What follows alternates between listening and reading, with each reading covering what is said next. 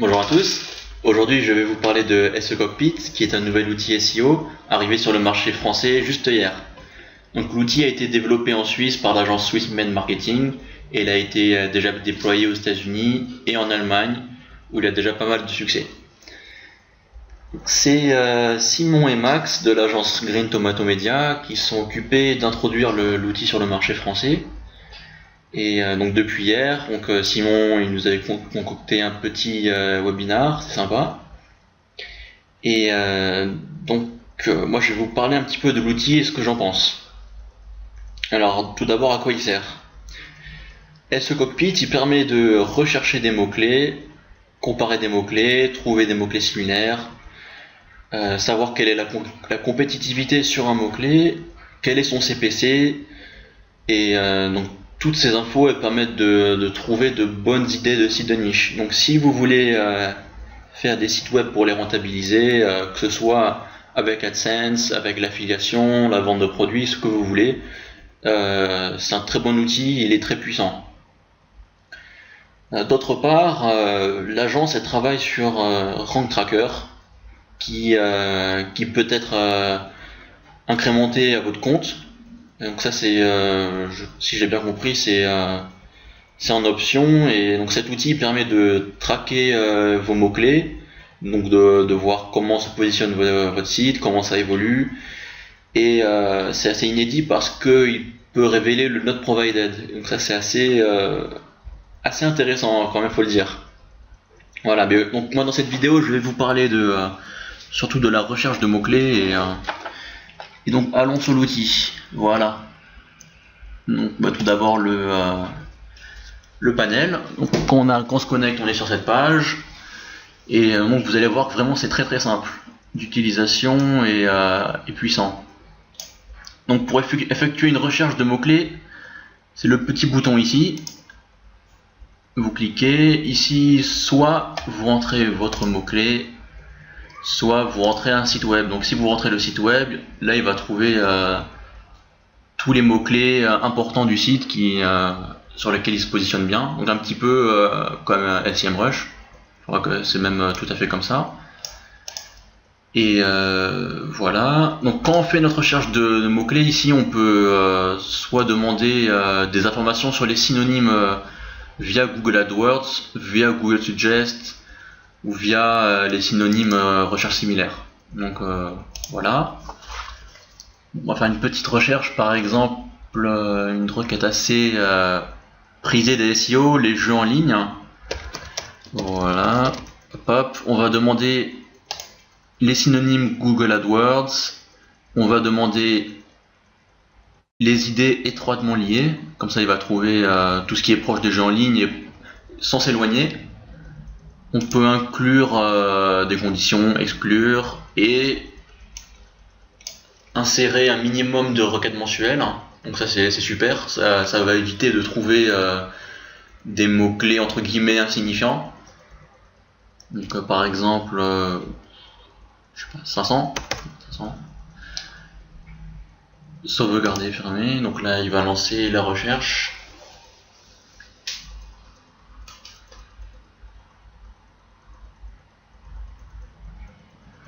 Ça peut prendre plus ou moins de temps en fonction de chaque mot-clé, en fonction du nombre de résultats. Pour un petit mot-clé, ça sera assez rapide. Mais là c'est déjà fini. Et globalement, je trouve l'outil assez rapide par rapport à toutes les informations qu'il dévoile. Il est pas mal du tout. Donc là, je vais vous expliquer un petit peu en quoi cette page consiste. Voilà, mais il n'a pas encore fini, mais voilà. Donc en gros ici on a notre mot-clé et les mots-clés similaires qui se rapprochent de gens en ligne. Donc voilà, là on a automatiquement trié en nombre de recherches mensuelles, ce qui est l'un des facteurs les plus intéressants, savoir si une niche est très recherchée par les internautes. Avant ça, ici on a une petite barre verte et avec juste en dessous de niche. Là l'algo en fait de l'outil Swissmed Marketing de SE Cockpit, il va nous dire si cette niche est intéressante ou pas. Donc si la barre elle est vraiment au minimum, c'est que c'est pas un mot-clé intéressant. Et si la barre elle est pleine, c'est-à-dire que c'est très intéressant, selon l'algo. Hein. Mais globalement, je le trouve pas mal. Hein. Je trouve que c'est assez proche de la réalité.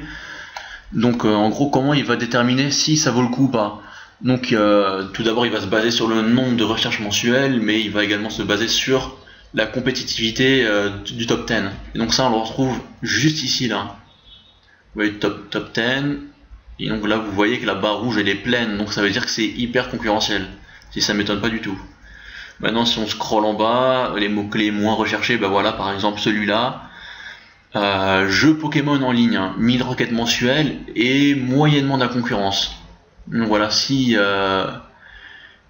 vous n'avez pas énormément de moyens, pas beaucoup d'argent à déployer pour votre SEO, ne cherchez pas à aller au top dès le début, visez des mots-clés plus petits, plus facilement accessibles.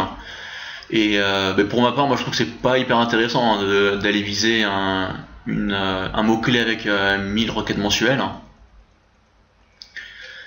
À moins qu'il y ait un CPC coup par clic excellent, hein, mais là je crois pas que ce soit le cas pour jeux Pokémon en ligne. Bah voilà, là on a 0,83 $, donc avec votre site vous allez toucher dans les 30 cents d'euros approximativement, donc c'est pas exceptionnel. Hein, donc voilà. Autre mot-clé, je sais qu'il y a pas mal de SEO dessus, c'est jeux de guerre. Là vous voyez c'est pareil, hein, on a beaucoup de recherches mensuelles, 246 000 pour jeux de guerre. Par contre vous imaginez la compétitivité qui est assez énorme. Donc là je vais vous montrer, en cliquant sur un mot-clé on peut avoir plus d'infos à son sujet par rapport au top 10, hein, au top 10 des sites qui se positionnent.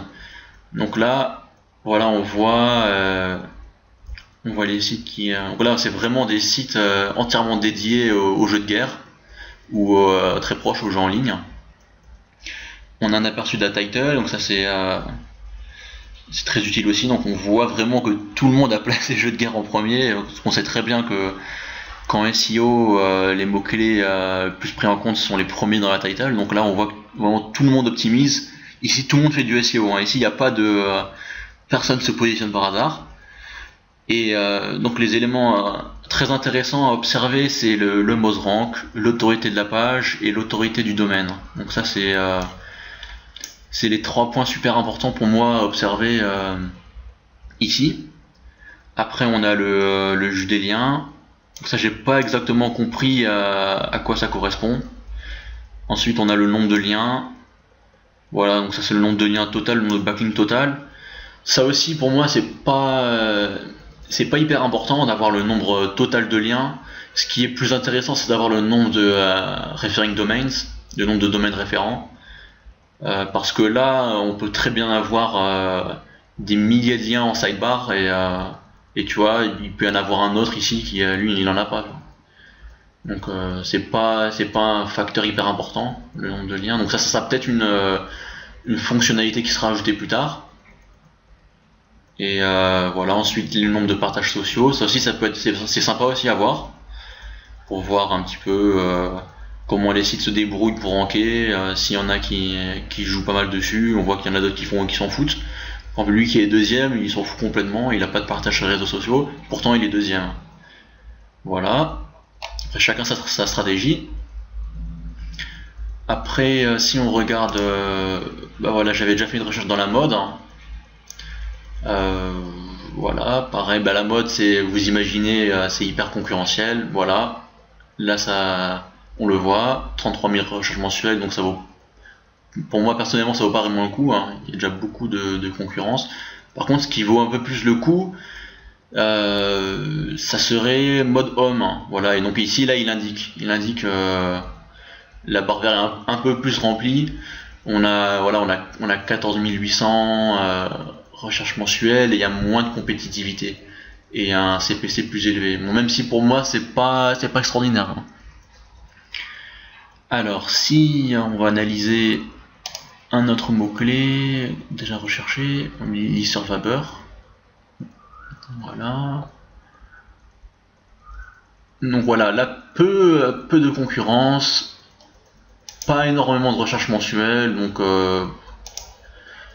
c'est ok, ouais. Il y a quand même un CPC. Donc là, ce qui est aussi important, je vous conseille, c'est toujours de jeter un coup d'œil sur Google pour voir s'il y a du AdWords. Si vous, surtout si vous faites, si vous marchez pas mal avec AdSense. Regardez, c'est un élément hyper important parce que si vous voyez qu'il n'y a pas d'AdWords et que vous voulez marcher avec de l'AdSense, bah vous allez avoir des clics à quelques cents quoi. Vous allez grappiller, et puis en plus ce seront pas des publicités très intéressantes, donc vous aurez un CTR faible, un CPC faible, donc c'est pas intéressant, hein. Même pour des requêtes avec beaucoup de recherche, c'est moyen. Voilà, après si on recherche une thématique intéressante, bah dans la recette, ça c'est typiquement la thématique où vous avez énormément de recherches.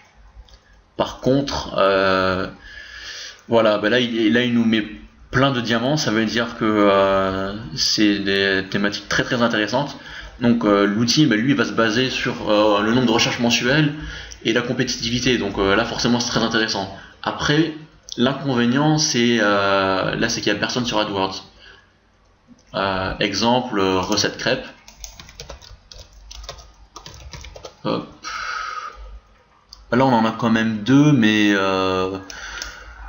ouais, c'est moyen. Il n'y a pas beaucoup. Et puis c'est pas vrai, c'est pas hyper ciblé, quoi. Un autre exemple, mousse au chocolat. Hop, hop, hop. Voilà, là il n'y a pas du tout pas d'AdWords du tout. Recette cookies, bon, un dernier exemple. Hop, hop. Voilà, pas d'AdSense. Donc on voit vraiment que dans tout ce qui est cuisine, il y a très peu de pubs. Après, si ça peut être intéressant si vous avez par exemple votre propre produit, où vous vendez par exemple, je sais pas, un e-book sur vos recettes, je sais pas, bah là ça peut être sympa, ça peut être pas mal. Voilà. Donc voilà. Après, la complexité, c'est vraiment de trouver la bonne niche où il y a le moins de concurrence possible, le plus de recherche mensuelle, et c'est pas si compliqué que ça, hein. Franchement, en y passant une après-midi, vous pourrez trouver sans problème une quinzaine d'idées, hein.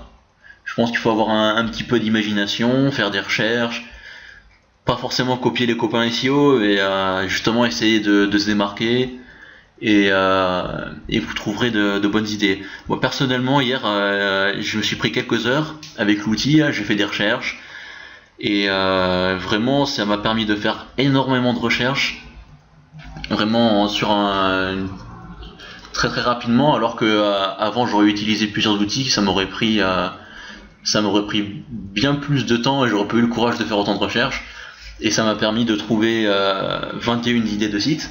Donc là les noms de domaine sont déjà réservés, et voilà, bah, j'ai hâte d'attaquer ça, et normalement ça devrait marcher pas mal.